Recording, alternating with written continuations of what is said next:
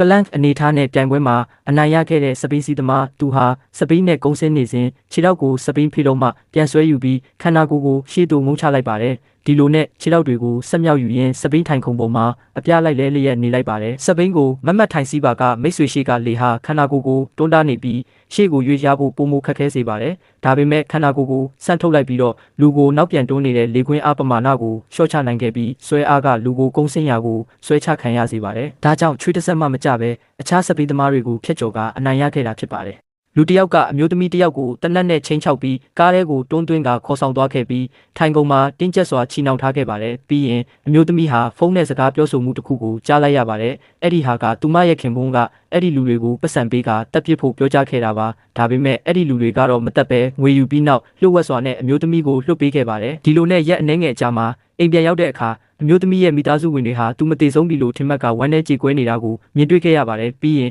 အမျိုးသမီးဟာသူမကိုတေဆုံးပြီလို့ထင်မှတ်နေတဲ့ခင်ပွန်းရှိမှအံ့အားသင့်အောင်ရုတ်တရက်ပေါ်လာခဲ့ပါတယ်အဲ့ဒီအခါချက်ချင်းပဲသူဟာအခွင့်လွတ်ဖို့အတနာခံခဲ့ပေမဲ့လည်းရဲတွေကသူ့ရဲ့ဝန်ခံချက်ကိုမှတ်တမ်းတင်ထားခဲ့ပြီးယခုအခါတော့သူဟာထောင်ဒဏ်နှစ်ရှည်ကြာခံစားနေရပါတယ်